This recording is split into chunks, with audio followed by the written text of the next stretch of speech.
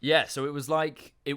Obviously, it was that evening. Like we just had a massive meal with everyone. It was really lovely, to be fair, with my brother and my sister, and then a couple of his mates. And so obviously it got to midnight on New Year's Eve, and so we go outside and like we didn't have any like we didn't have champagne or like fireworks or anything. So we just kind of went wee. But then there were so there were fireworks happening on either side of the garden, right? So we walk outside and like first one goes off and it's literally just one. So all of us look over there. Oh, and then. This isn't as funny as I thought, but then basically then like behind us, right, there's loads of fireworks going on. So then we all turn, and then it basically just kept happening. There were always fireworks on the other side of where we were facing. So it's not quite as funny as I'd say it now, but in the moment it was really funny. It made for just like we all just had a little laugh, and then we just went back inside. And so that was how I made that transition over to New Year's. There you go. There you go. Welcome back to the SpewnedIt Podcast.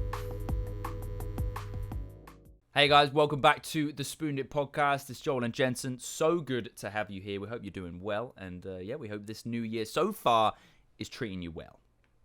Absolutely. And in the spirit of looking forward to the new year, we're actually going to take a step back and look a little bit at last year. I know we did this a little bit last week with our looking back about 2 years. So now we're just going to look back at 2021, a few of the top hits for us personally and together as friends. Starting right off with music, of course. As you might know, we're both big music fans, and each of us actually had a chance to go to at least one concert last year, which was quite novel because, of course, in 2020 everything got shut down and we were not able to. For me, my top and only concert, which was a phenomenal one, was Porter Robinson. He's an EDM artist, and man, it was just a phenomenal show. It was an album that came out last year called Nurture, and it was actually his first album since 2014 when he had his breakthrough Worlds album. And he's done, a few singles here and there since then. But this album came out and it was incredibly hyped because Worlds was just so big. And having the Nurture album, listening to it the very first time, I wasn't quite sold on it. And then when I saw it live, I was like, okay, I see the vision. I kind of see how it flows through with the visuals, with everything else going on. It really, really pops for me. And I listened to it a bunch since then. But the first listening, I was not totally sold. But I was like, it's Porter. I've seen him once before, and it was just mind-blowing. So I have to go to this show. Went with a bunch of friends of mine. It was a blast. And I highly recommend the album to you. It's very, chill, and it's just beautiful, quite frankly. And I cannot recommend Nurture, Porter Robinson enough. And the tour, if you ever have a chance, I believe he might be heading to Europe soon, or I could be thinking of a different artist. But anyway, highly recommend the tour if you have a chance to go see it, or even just listen to the album.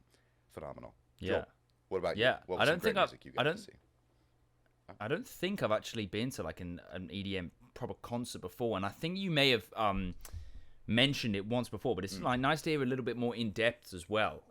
Because like we were chatting about it off camera really, and like you seemed really gassed about it, so like really cool. To a similar, Jets, you teed it up excellently there with the year that it's been and everything that's been going on. Live music was one of the hardest hit areas really of just like day-to-day regular life. I was very, very fortunate to be able to go to more than one. One of them, just a quick mention, was like I was able to see my cousin's band live. Very, very restricted. Like we were restricted to like tables of 3 or 4. Weren't even able to stand up. So it was like very low key. But the main one that I was able to go to, I was able to go see this Christian rapper, this guy called Governor B. Absolutely wicked. He's very, very talented. A very genuine guy. And just great energy when he's on stage, and so that was a lot less restricted. There, obviously it was just a great area, little mosh pits going on and everything. It was very, very cool. I managed to chat to him afterwards. I bought the EP that he had for the vinyl as well. So that was absolutely wicked. And just a really genuine guy. And now I'm actually in touch with one of the openers, this rapper called Tides. Again, just absolutely wicked, because I reached out to him. I was like, mate, would love to be in touch about some, future collabs or whatever it may be. But yeah, really, really cool. Very, very grateful with the chance, and I'm glad that we, have both said that, this was a big thing, because like we said, and we will speak about this slightly later on, music is a big part of both our lives and of our relationship as well. Moving a little bit away from music though, gents, have you got any other sort of moments of last year that really just stick out to you? Oh yeah, we were thinking about this, kind of in the pre-show a little bit, and I was like, what are big things that happened in 2021 for me? And I like, there's only one that I can even speak about, and that was getting my dog. Oh, and that was right towards the end of August. So I was moving. I couldn't have the dog at the old place, but I could have her at the new place. Got her. She's been phenomenal. So much energy. Yeah. We recently had a bunch of snow over the last week and a half or so. It's actually just like starting to melt and rain away now, kind of. But it was super duper fun watching her play in that. Like when it first was coming down, I let her outside, took a little video, and she's like running around trying to catch the snowflakes with her mouth. So that's adorable. Amazing. Yeah. But that's easily been the biggest thing that's happened to me in 2021, and going forward into 2022. I still got her. She's going to be a big part of my life for the next 10, 15 years. So anyway, there's nothing else I can really say apart from that. My dog, Lou, she's great, and feel very, very blessed that I got to add her to the family last year. So that's for me. What about you, Joel? Any big life events, big things that stick out to you when you look back on your 2021? Absolutely, man. Yeah, I mean, like you said, having that addition to the family, mine's also like relatively family related. So, over this past year, so I've merged my family with with my stepdad's family, really. So my mum has gotten remarried to my stepdad, and his youngest son is my brother called Dan, who's my age. And so we've actually been mates since like way back in the day, since we were sort of teenagers. And so now to be able to have that relationship, and he gets along amazingly with my two younger siblings, and I love him to pieces. But the big thing of that was seeing my mum get married.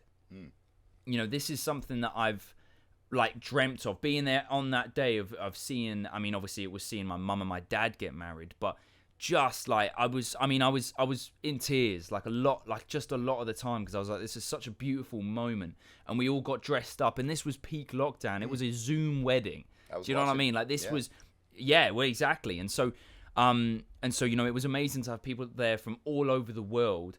But this is something, it was done on a camera. There was 6 of us in the living room, and they decorated it and everything. But it was just incredible, and not easy to take at all, because, so this is like my stepdad now, but obviously at the time I was still going through these struggles of like just that acceptance. But, oh man, like just, what a moment, and something really just a powerful, and just, I think it's going to be a year that no one is ever going to forget for multiple reasons, but, those are some of the reasons that we will never forget it.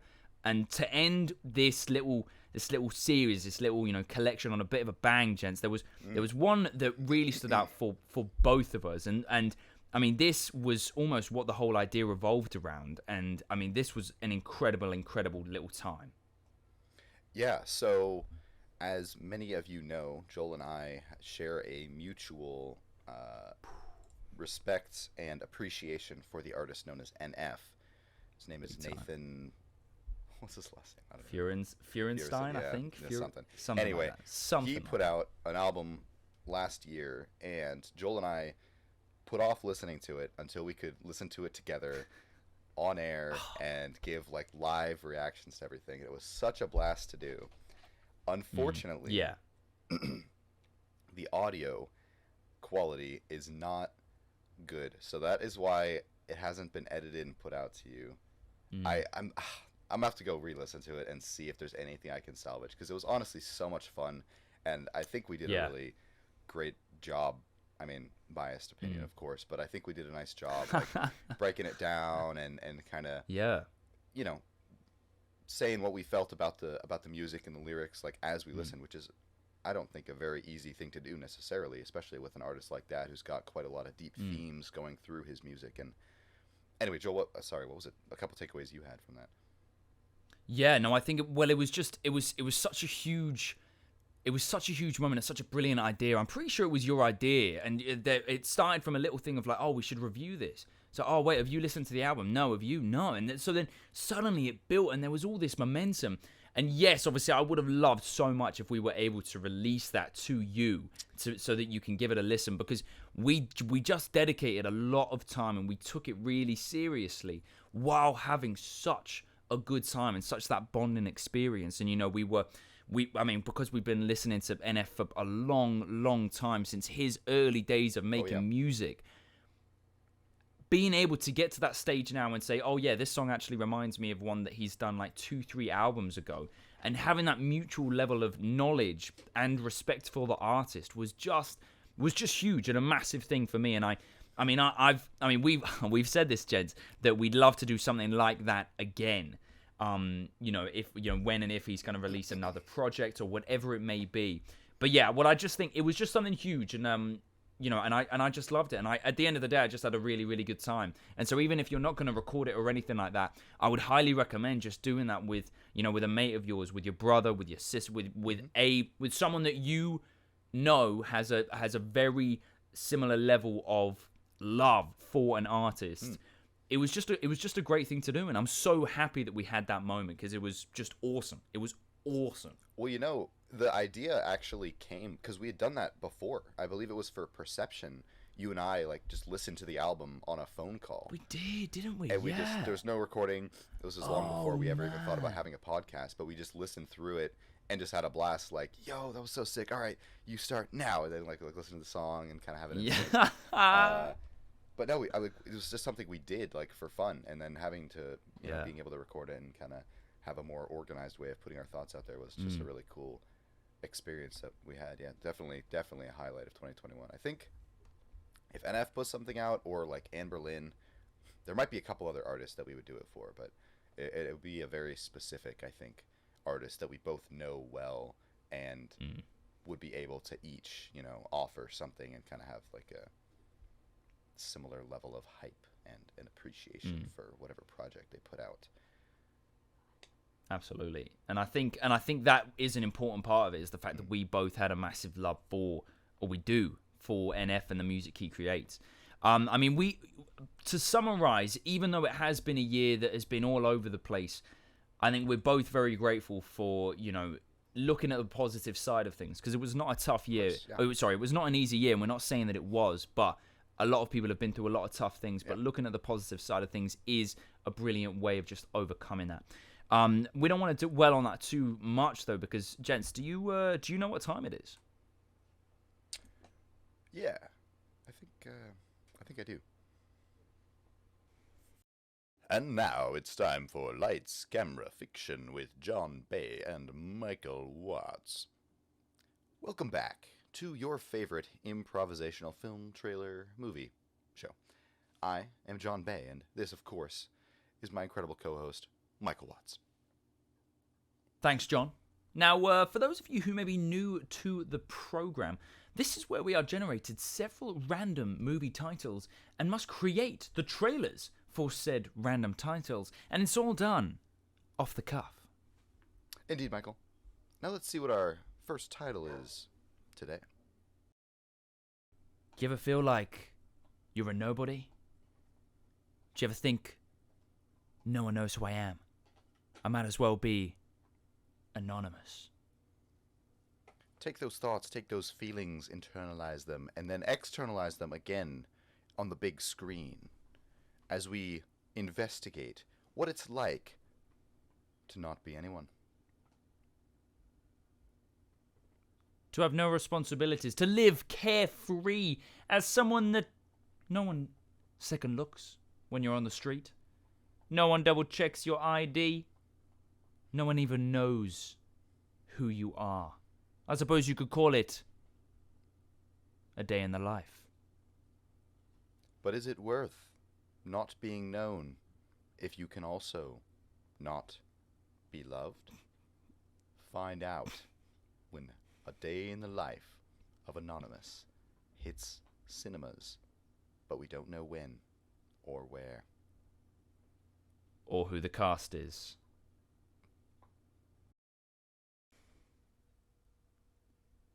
No one likes having enemies. However, who is the one whose spirits can never be dampened Why? Because he's hopeful. And why, number 2? Because he's a pineapple. Even though this hopeful pineapple may have an enemy now, he is hopeful that that enemy might later turn into be a friend. For what power do weapons and nasty words have against the power of true, undeniable hope and joy for this sad little pineapple, man? Hope along with this pineapple as he journeys deep into the psyche of his nemesis. It's quite a one-sided affair because the pineapple doesn't want any enemies. And like I stated before, he is hopeful that this enemy will turn out, perhaps, to be his friend or even spouse. He's just a hopeful little pineapple, man. Why you gotta hate on the pineapple? It's coming to theaters at some point.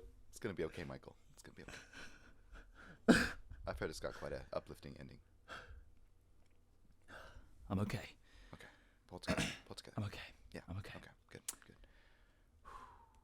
I mean, I didn't want to say anything because it's been freaking me out, but I have managed to get tickets somehow for a day in the life of Anonymous, right? What? I'll be honest with you. I don't know where they came from. I don't know where the show is. Right. I don't know when it is, but I got tickets. So do you want to, like, go and search for it? I've got nothing to do this weekend, so I'm all about it. We'll just go check it out, see if we can find a show somewhere. Should we go now? Yeah. Let's do it. Yeah.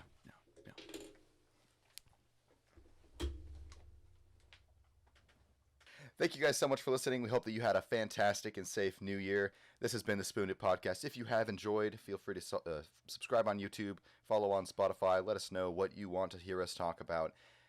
And without further ado, we will see you next week.